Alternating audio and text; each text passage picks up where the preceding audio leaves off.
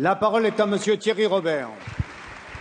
Monsieur le Président, mes chers collègues, ma question s'adresse à Monsieur le Premier ministre et concerne la situation humaine, économique et sociale catastrophique des territoires d'outre-mer. Monsieur le Premier ministre, en 2012, j'ai voté pour François Hollande. J'ai voté la confiance au gouvernement sur la base d'un discours qui prônait justice et équité, qui promettait d'agir en faveur de ceux qui en ont le plus besoin d'être accompagnés.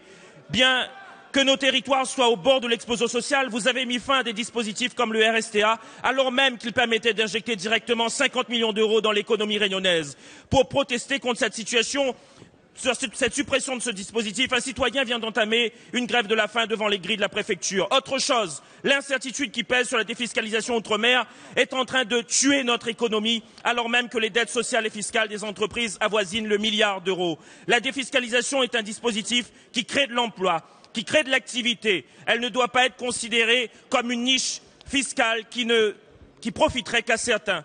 Chaque fois qu'un dispositif fait ses preuves, il est cassé par Paris. Ainsi, Nicolas Sarkozy, en son temps, avait également mis fin sans sommation à la défiscalisation sur les énergies photovoltaïques.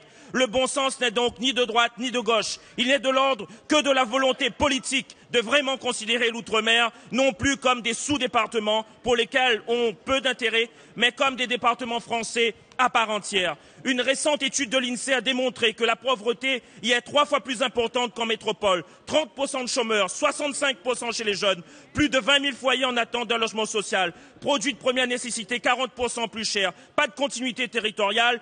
Un autre exemple concret, un énième mort à cause du requin. Que font les pouvoirs publics à part d'empêcher aux élus d'agir? Où sont la justice et l'équité dans tout ça? Accepteriez-vous une situation sociale et économique aussi dégradée dans un département métropolitain? Je ne pense pas. Alors, Monsieur le Premier ministre, je vous demande donc solennellement, que comptez-vous faire pour enfin accompagner l'outre-mer à se sortir de cette situation? La parole est à Monsieur Victorin Lurel, ministre des Outre-mer.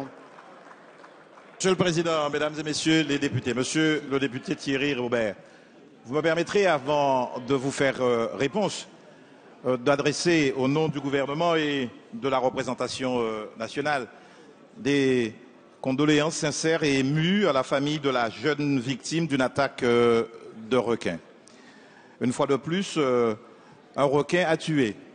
Un plan d'action est à l'œuvre, il y a diverses mesures et nous aurons très bientôt l'occasion de renforcer ce plan d'action, dont un prélèvement ciblé de requins. Monsieur le député, vous êtes un élu d'expérience.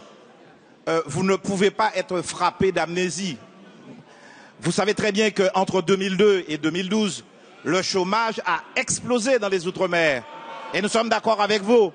C'est 39% et 49% pour les jeunes de moins de 25 ans. Vous ne pouvez pas ignorer ça.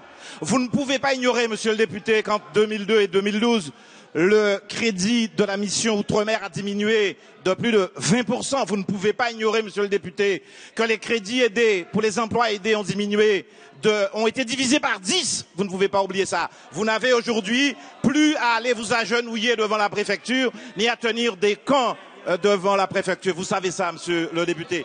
Vous le savez également, parce que vous êtes un homme d'observation, que depuis mai 2012, eh bien, les Outre-mer sont revenus au cœur de l'action du gouvernement et j'allais dire au cœur de l'action de l'État. C'est une augmentation de la mission de plus de 5% en 2013, de 12,9% sur le triennal. Et le Premier ministre vient d'arbitrer. J'espère que vous aurez une fois de plus à voter et à faire confiance au gouvernement de Jean-Marc Ayrault. C'était la première loi votée au début de la mandature, s'attaquant aux causes structurelles. Monsieur, gardez encore votre confiance au président de la République et au gouvernement de Jean-Marc Ayrault et vous n'aurez pas à être déçus. Merci, monsieur le ministre.